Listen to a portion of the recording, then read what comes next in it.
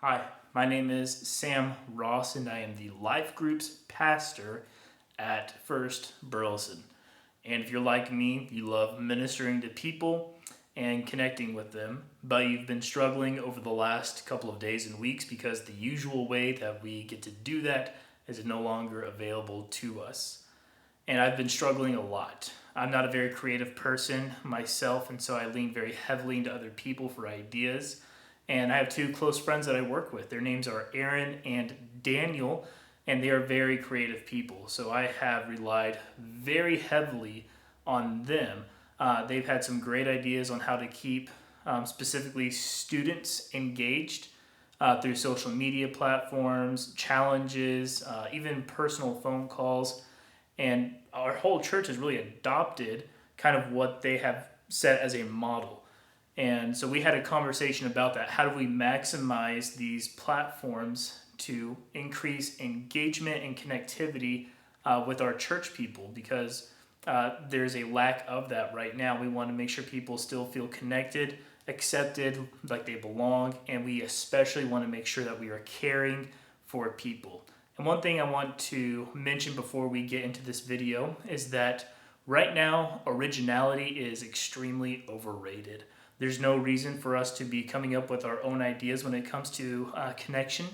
There's people out there that are doing it much bigger and much better than we can, and it is okay for us to use those ideas and contextualize them for our ministries. So I want to encourage you to do that. We're going to have a resource link somewhere in the description or the comments where you can click on, and it'll take you to a folder that we've set up that has a bunch of graphics, images, links to some of the things that we talk about in the video, and also some of the things that we don't mention that are still very helpful. So I hope you enjoyed this conversation that we had. So I'm going to let our people today introduce themselves. Daniel, why don't you go ahead?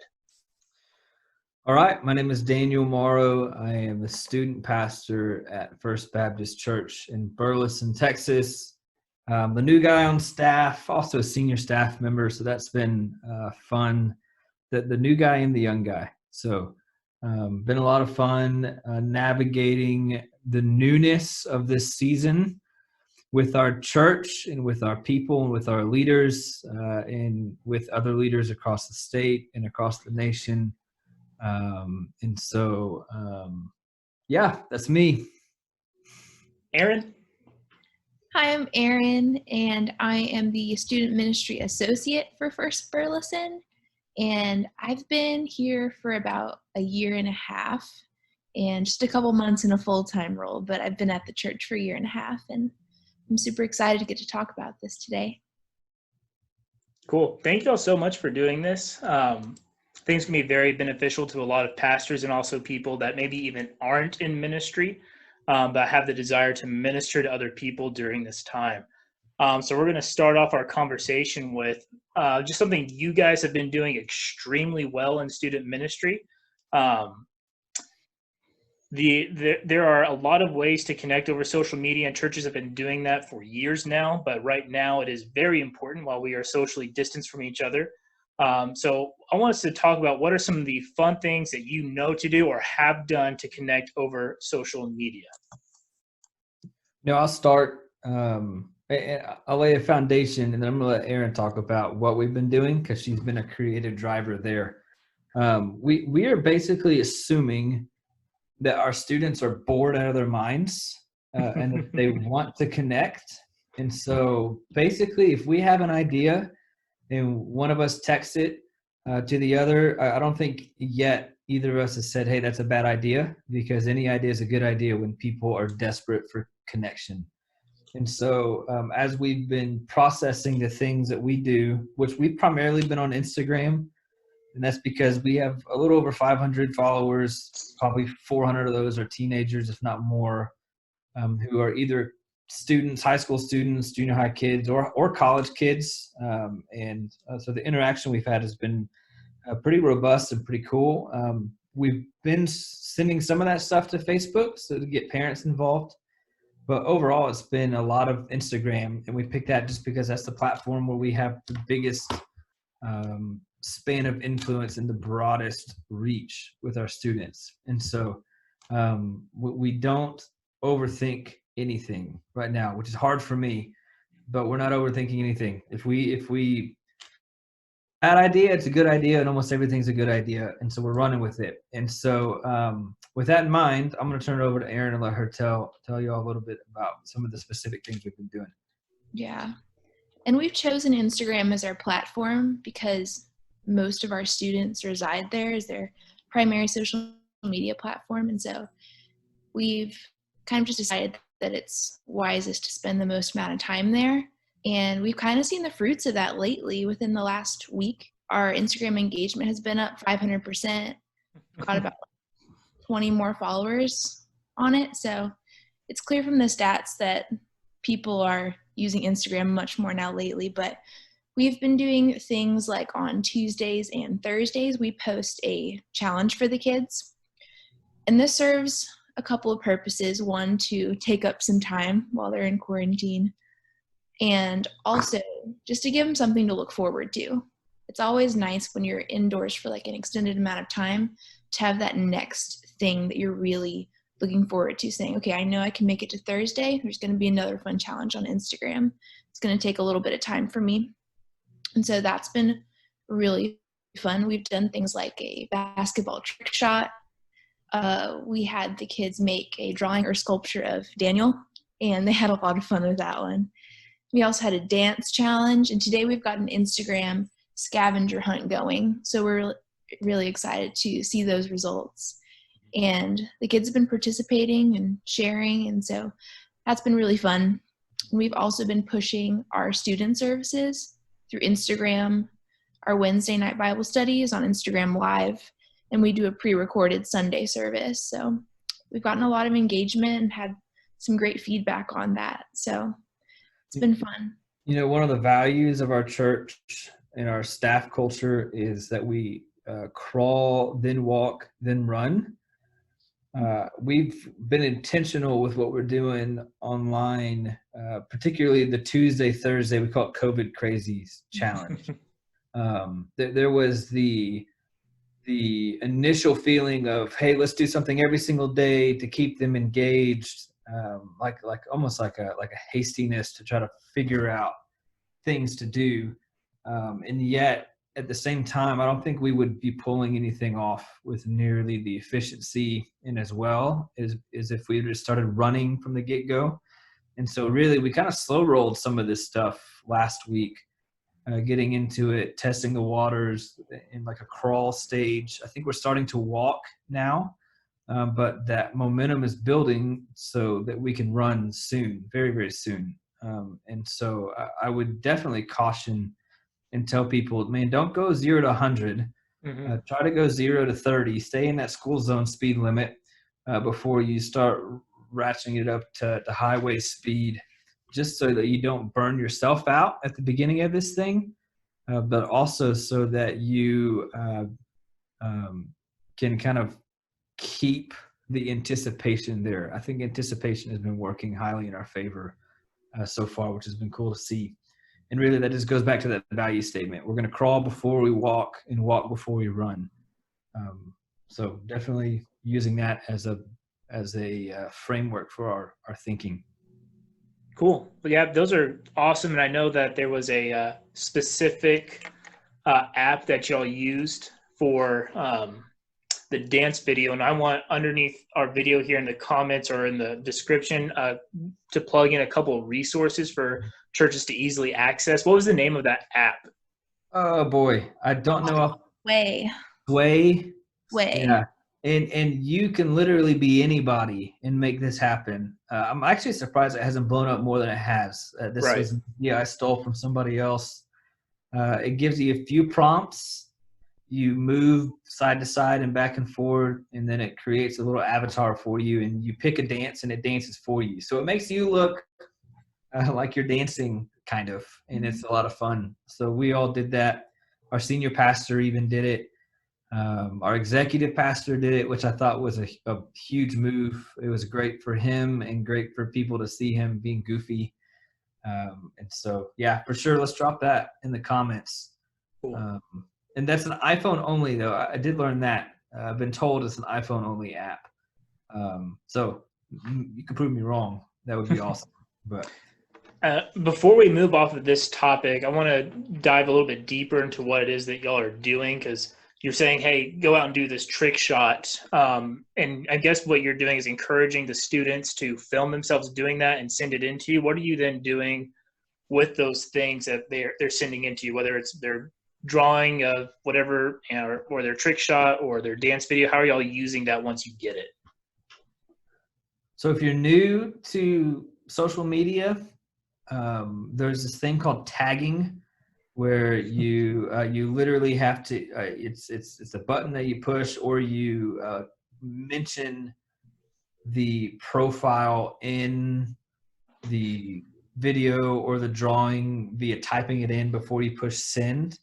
And so for everything we're doing, we are having people mention our student ministry page, which is at First Burleson Students on Instagram. And then we've also got a hashtag for the Tuesday, Thursday, hashtag COVID crazies. And what that hashtag is, the number sign, is £. And what that does is it allows us, it's essentially like a filing system online, where if you click COVID crazies, anyone who is posted with that hashtag that post can be found later on. So it's just a filing system. We frankly came up with that hashtag like on the fly in the hallway a couple weeks ago.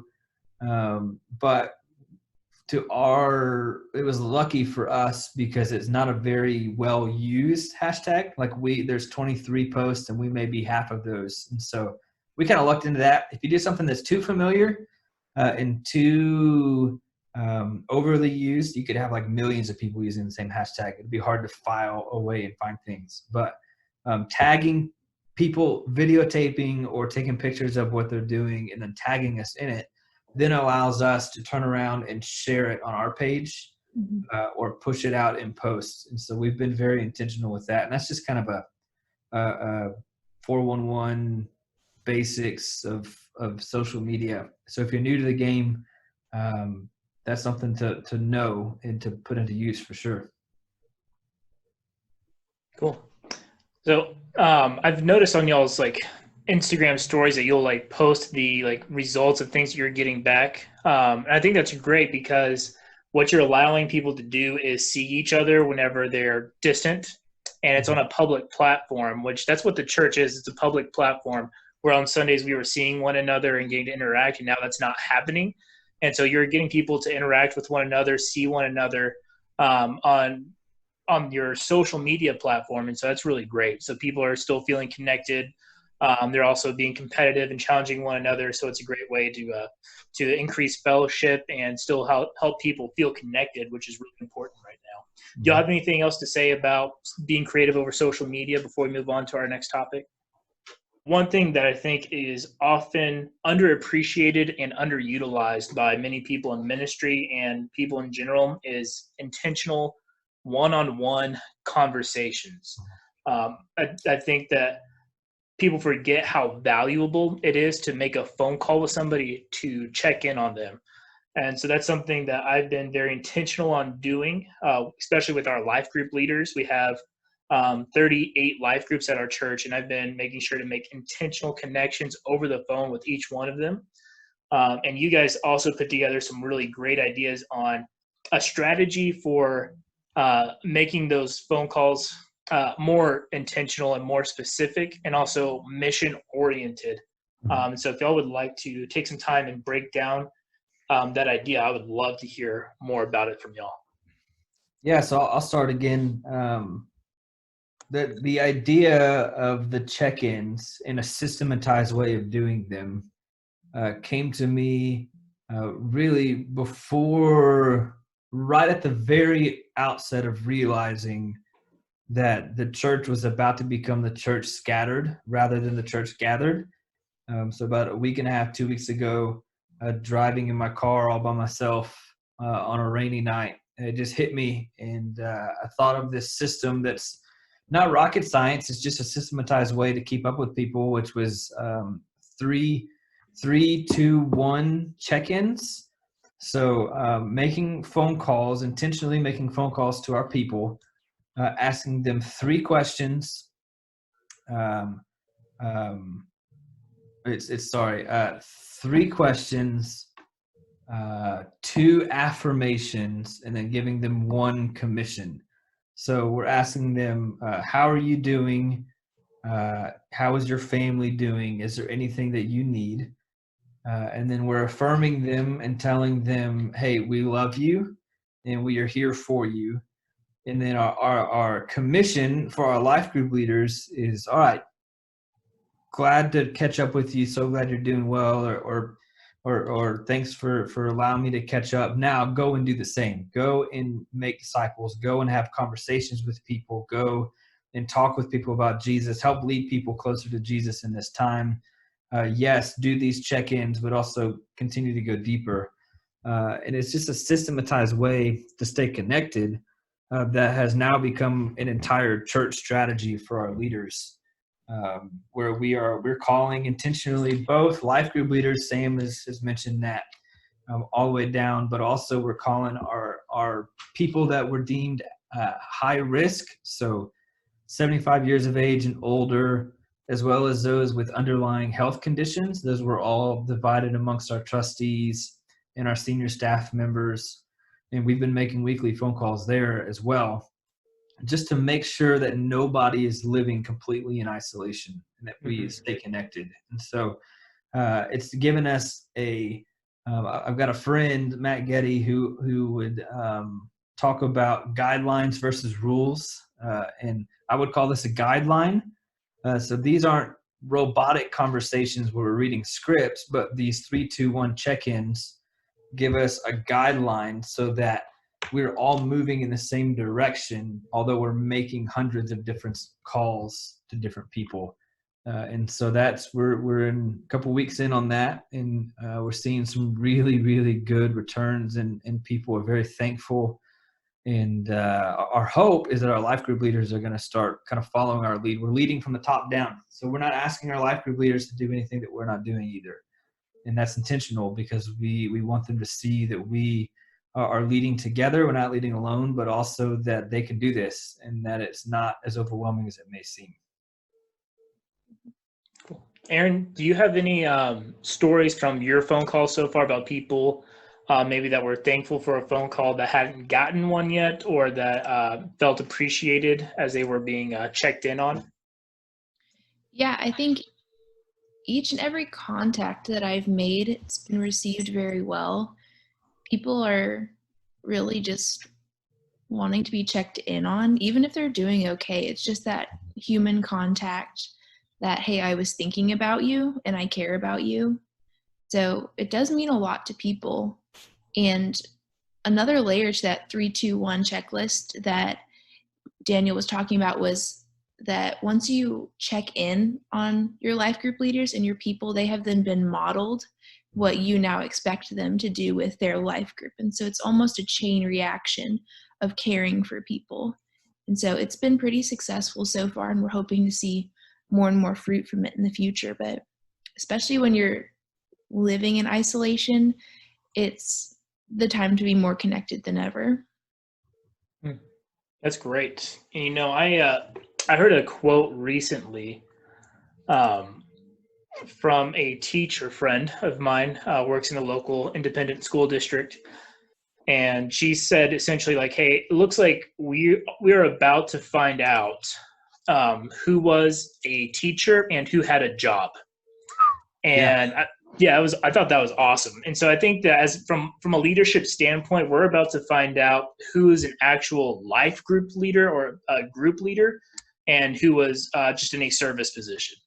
And so it's not an opportunity to chastise or scold, but it's an opportunity for you as a leader to evaluate the people that you are leading and see potential for growth. Whenever I see a mistake being made or an area that can be improved, my heart actually gets a little bit excited, because as a leader myself, I get joy out of helping somebody take whatever their next step is in leadership. And so if I see a place in someone's life where it's lacking and like maybe they're not making phone calls, that is a window of opportunity for me to be able to step in and say like, hey, so we asked you to do these 3-2-1 phone calls. And I just noticed that some people in your group weren't getting reached out to. why was that happening? And so, maybe there's a need in that person's life. Like maybe they're so overwhelmed that they didn't have the opportunity to call. And that allows me to have to be the person that steps in and maybe helps meet a need for them. And then also helps me maybe figure out if they just didn't get around to it, where their priority is. And so then you can initiate a conversation with that person about, hey, we asked you to make this commitment as a life group leader. Why don't you feel like you have to do that? And I mean, that's a hard thing to do, and it's hard to step into that position. But that as pastors, in Psalms 23, the good shepherd carries the staff and the rod. And so the staff is for guiding and leading sheep, and the rod is for beating away predators. So we don't ever use the rod against sheep. So you're not going after them and attacking them, but we can use that staff to correct them. And sometimes you have to yank a little bit harder and it's a little more uncomfortable. But I want to encourage you, if you are a leader and you have people under you, use this opportunity to find ways to help grow your leaders, because you're not going to get a better opportunity, a better situation than what we're in right now to see who is a leader and who is in a position. Does that make sense? Yeah. What's beautiful about that too is, as leaders, in many ways, we've been given a glorious reset, right? Where now, we are forced now to be even more intentional than ever before on connecting with people when we're not in the building together, because we're not going to be in the building together for a long time. But I believe that we can create good habits even in isolation. So my hope, and kind of what I see at the end of this tunnel, however long this tunnel is by the end of it, we'll be able to be in a rhythm where then we turn around when things are returning to normalcy and we say, hey, you remember those check-ins that you were doing every week? Remember how easy that became and how natural that became? Well, that doesn't have to stop because you're going back to the office or things are changing and getting back to normal. Like perhaps some of the things that we're being forced to do now are actually the things that we should be doing, period. And we're given a pause and a reset where we are being forced to rethink and forced to slow down and forced to not go as hard and as fast, and frankly, forced to put our pride aside. And I just think that a lot of these things that we're doing, we don't have to stop at the end of this time period.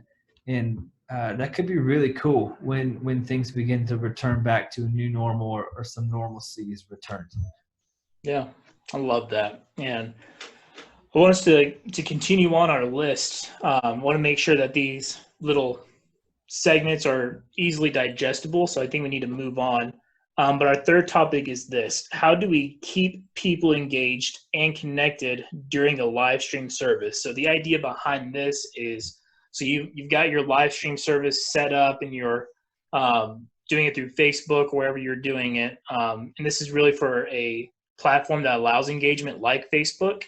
Because we've done a couple of, I guess they're creative. They're not really original, but these are ideas for you to help with retention and engagement during a live stream service, which is two of the biggest obstacles. How do you keep people tuned in, and how do you keep people engaged with what's going on?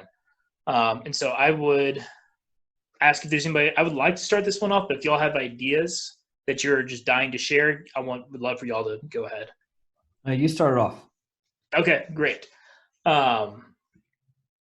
One thing that we've done as a church is we're doing our live stream through Facebook. We're also doing it through our website. So we have two different platforms where we're streaming live.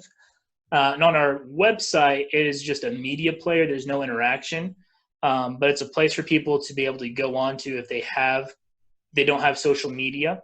But Facebook is a free option and it's really good. And so what we did is we're live streaming the service. We're doing worship and a sermon. And one thing that we are adjusting to for this weekend is we were doing this just like it was a normal Sunday morning on our church platform, full band there. And what we're going to be doing and pivoting to this Sunday is more of a living room feel. We're going to be meeting people where they're at, and not bringing them into a place where they can't go, if that makes sense. And so we want to go into their living rooms rather than trying to bring them into our space. And one thing that we did the first week is we decided that we needed to make sure that we were engaging with our people in the comments and welcoming people as they were coming in. So we had literally like greeters and prayer ministers set up within Facebook. And so as people would pop into the feed, we had a team of people. Erin was on this team. Daniel was helping spearhead a lot of these things. And we put a lot of our associates and interns on this. And as people would join in, they would send them a welcoming message, just like they were a door greeter. If somebody put in a praise request, we would send them a message right then, or we would reply to it and say, hey, we're praying for you. And then if y'all did anything else besides that, you feel free to chime in on that. But also we would write out the points that Pastor Ronnie was making. And then in this last week, we actually had like the notes in our Facebook page host, which is First Baptist Burleson, was inputting notes as Ronnie was saying them and putting up the scripture, linking to the Bible app, so people could click on that link and go to the Bible app page that it was from. And so we were helping people take notes, stay engaged, stay focused. As people were saying hi to others, we'd say hi to them too. And so we had engagement happening within the comments. So we were trying to facilitate the platform of Facebook like it was our church campus. We were greeting people, welcoming them, engaging with them, and helping them take notes at the same time. So that was our strategy for increasing the people staying on the platform and also engaging with it. Yeah, this is something I would add to that we have been intentional with also. And I'm going to give a shout out to we have a coach, a social media coach who has coached us up. His name is Kyle Draper. You're welcome, Kyle. Yeah, we'll link his email. Kyle is a social media coach, and he's started coaching us back, I guess, in September is when he first came to the whole staff. And one thing that he encouraged us with was direct messaging, particularly on Facebook, Instagram. People will read right through comments are going by so fast. So if you have people who are trying to like individually reply to comments, that'll work, but only to a very small degree because things move so quickly. However, what if instead of, hey, we'll pray for you in the comments, or a prayer that's written out in the comments, what if someone says, I have a prayer request, and then Erin McGrew says, hey, I've sent you a DM, and when they open up the direct message, it is Erin actually praying out loud specifically for that prayer request in basically real time. And what we've learned is that is a very powerful tool, that direct messaging. And really, we learned that in the context of birthdays, just like how much more meaningful is it to get a birthday video. We've put videos together as a staff, as a student ministry staff, to sing to people and send them directly. So that's like a unique, meaningful connection. Whereas if you have a Facebook birthday and like mine's June 8th. So on June 8th, I'm going to have like 300 messages, like generic happy birthday messages. And the reason why you get that is because people push the little button at the top of the screen and send you a generic message. But if you have a message in your inbox, you know that someone has taken time to actually acknowledge rather than just pushing the button. So we take that strategy and apply it to prayer in our live services. And I know we did it a few times this week, and that has been, that's always a good thing when you do that. Yeah, and I'd say another layer that Kyle taught us was that it's not enough just to like a post. Mm-hmm. Facebook, the algorithm itself loves commenting and interactive, so not just the like, but the love or the haha. It prefers those in sharing. And so the commenting on the Facebook Live really serves two purposes, and it's to keep your people engaged and interactive, but it also that Facebook algorithm will recognize that engagement and kick that video into more people's timelines. So it really acts as a advertisement for your church the more that you engage. So it's a win-win. I'll add too, I love the direction we're going this coming Sunday. Ronnie and senior staff have kind of talked that through and talked about the strategy of making it more like a living room. What I love about that, and I'm all about this just period, I believe leadership is better done when you are the guide on the side and not the sage on the stage. And really that's just a grassroots leadership. I want to connect with people. I want to be in intimate situations and conversations so I could help lead people to know Jesus better, like in a smaller group setting. And what I think we'll be doing naturally by making it a living room feel, it's almost like Mr. Rogers. Like you feel like you're in the living room with Mr. Rogers, and Mr. Rogers is actually Ronnie in this case. I just feel like there's going to be almost a deeper emotional connection, as ironic as it sounds, when we kind of do less production and more, hey, this is weird and this is not normal, and we're going to acknowledge that. But welcome to the living room, or welcome to worship, and we're going to worship together. And we've been talking through some even more ideas of what it could look like to interact in different ways. Ronnie's had a lot of good ideas and things that we're going to be kind of rolling out in the coming weeks. And who knows, maybe we can do another one of these videos and talk about how that worked or didn't work. But I think that's going to be really good to drive it a little bit more personal, a little less produced, to try to meet people where they are. Awesome. Yeah, thank you so much for that input. I've been very encouraged by the way our church is responding to a lot of these things, and hopefully you're gathering some ideas from this as well. So the last topic that we are going to speak on is how to maximize these different platforms. We've already talked about that a little bit in the previous segment, but how do we maximize our platforms for church-wide communication? And these are the reason why I wanted to talk about this so much is that the need for people to feel connected is at an all-time high, and they want to know just what's happening day to day. With in the midst of today is March 24th, and as of right now, it feels like, yeah, I think so. It feels like day by day and even hour by hour, the world is kind of changing around us. We're going from, hey, 50 people in a room, no more, to now to 10.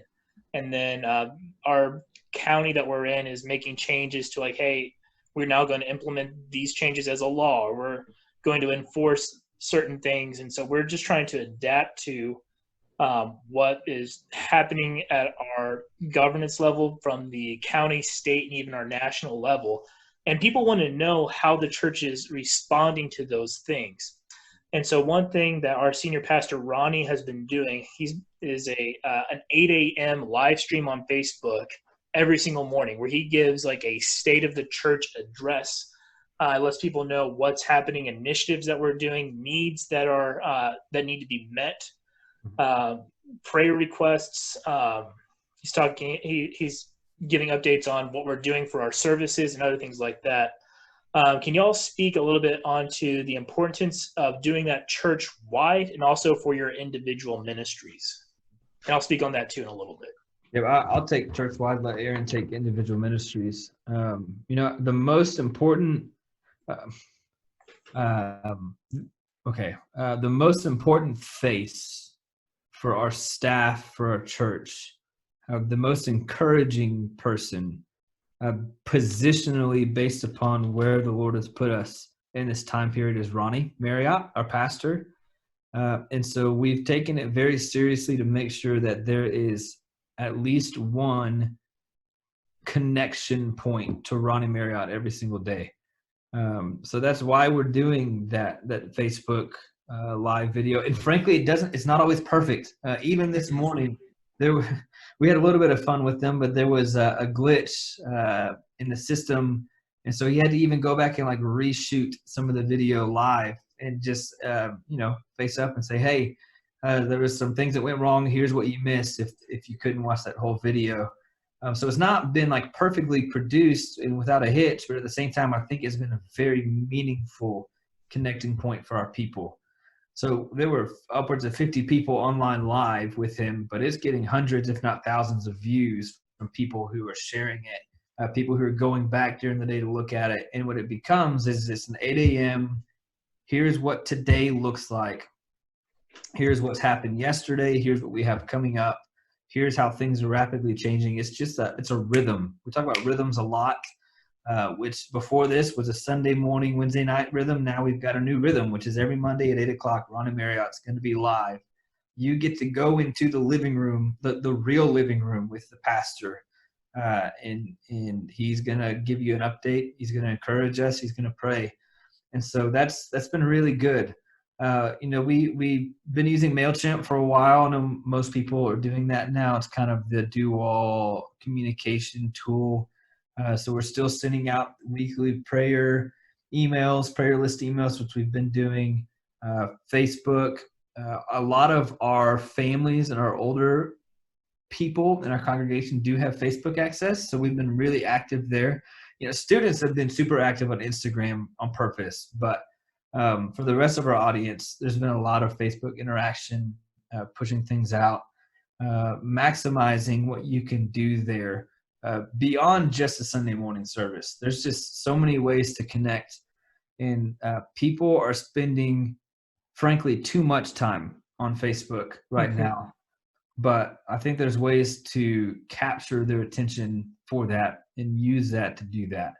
Another platform, we talked about it earlier, and this is one that I think is not thought about often, but I'll reiterate it, which is just phone calls. I mean, the phone is a platform. The phone call is a medium to which you communicate with people. So the biggest return that we've had is making individual phone calls and calling people.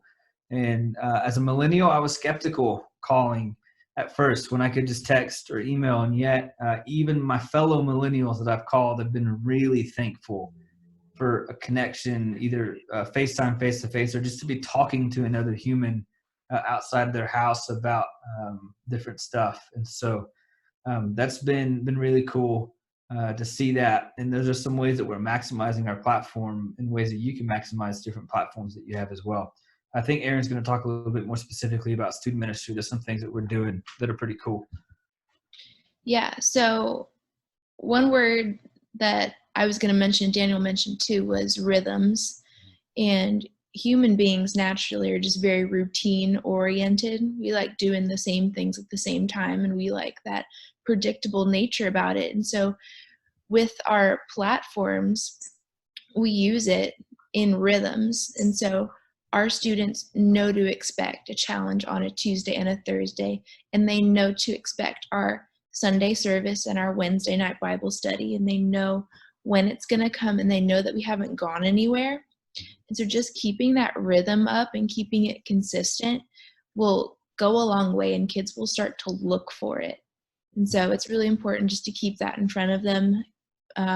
Make a schedule for yourself for social media and just stick to it, no matter how much or how little or what platforms. Just make sure that it's consistent and that it's clearly communicated, and maybe even over communicated during this time. I don't think it can be communicated enough right now.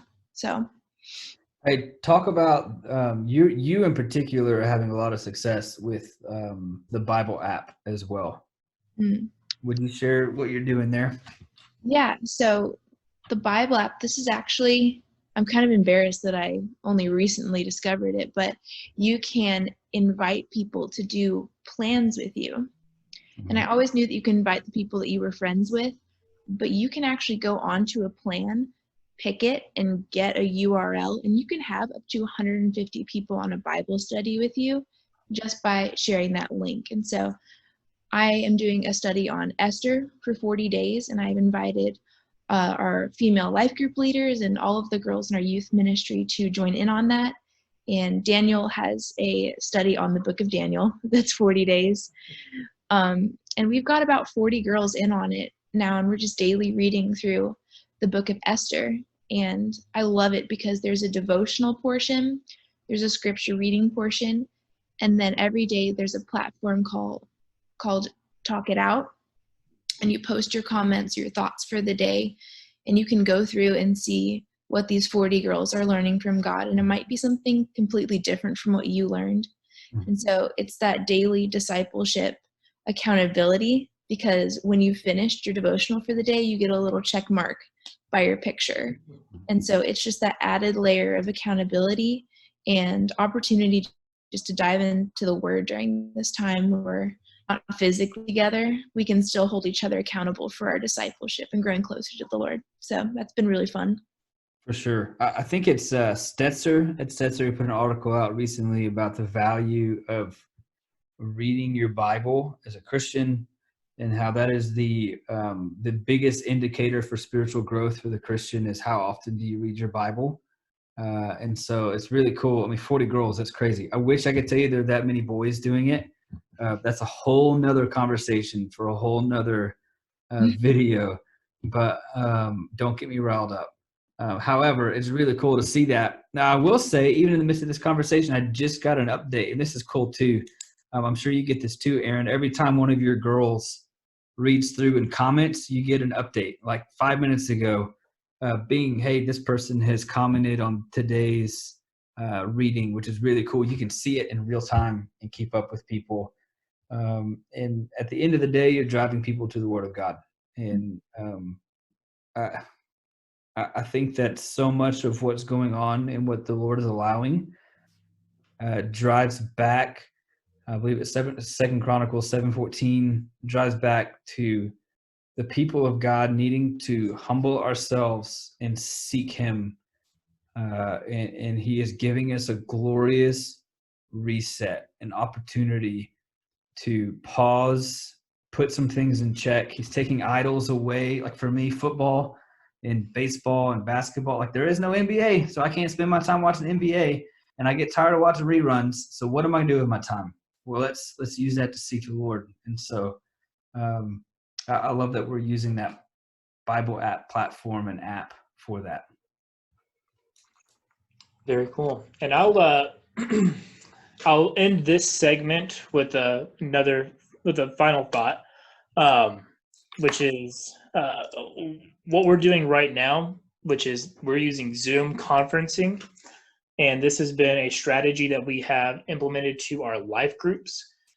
And so what I'm going to do in the comments or the description, I'm going to link out 2 different free platforms right now. There's Zoom and Free Conference Call. And with Free Conference Call, like I didn't create this myself. I asked another life groups pastor, hey, what are you doing to help keep your groups engaged? And he gave me this entire instructional list of here's how you use this software. These are the instructions we sent to our life group leaders. And it was very comprehensive. And he just gave that to me and said, here, send it out. I don't care, which is great. So this is a way that we are encouraging life groups to stay connected, to give them some face-to-face time, and to keep people engaged with each other and caring for one another. So I spent about 30 minutes on the phone today. Just a heads up, if you're doing this and you have an older congregation, I spent about 30 minutes today on one phone call with one of our life group leaders who is over the age of 65, who had no idea how to use a video conferencing platform. And so I walked him through it step by step on how to set up your meeting, how to invite people to it, how to open up or select the option to allow your camera to see your face, how to do the microphone and everything like that. But he is willing to give us a chance. So I just think that's a testimony of how we might think that an older generation might not see the value in a video conferencing platform, but he reached out to me because he wanted to be the one that initiated that and wanted his group to still see each other and talk to one another. So he saw the value in that face-to-face time and that interaction. And so I want to encourage you to, if you're trying to get your groups to stay connected during this time, or if you want to connect to a group of people, Zoom, freeconferencecall.com. They're both great resources for you to use, and they are free to a certain extent. I think Zoom, if you have more than 100 people in a meeting, you have to pay for it or something like that. So unless you're doing a massive actual conference, it's a great platform for you. Any more thoughts on maximizing platforms? Cool. All right. Well, I'm going to end this with a couple of thoughts and just a few reminders for y'all. And if you guys have anything to add to this, please do so. And again, thank you so much for doing this. It's been really fun to talk about. First thought is this. I would like for you as a pastor, as a leader, to relieve yourself from the expectation of perfection when it comes to anything that you're doing on video or a live stream. Kyle, our social media coach, said, hey, leave in the coughs, leave in the stutters. If you're especially doing a live video, like leave in the mistakes and eliminate some of the production as well. People want to connect to you. They don't want to connect to a production.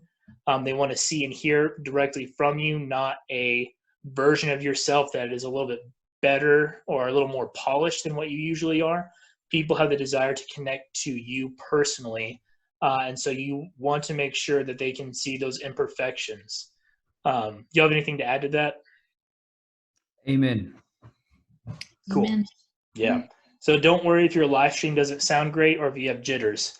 And don't worry about it if you are sending a prayer request to somebody in a message and you can't think of what to pray for a couple of seconds. It's okay to take that pause. People don't need to see your perfection. They just need to see your intentionality and your love. That will speak so many more volumes than having the right words to say. So I want to encourage you with that. Relieve yourself from the expectation and the pressure of perfection. And the final thought is just a reminder that the heart behind all of this is the gospel and discipleship. We are doing these things because we love God, we love people, and we want to increase our intentionality to connect people to people and people to God. The platforms are not there to platform our church or our brand.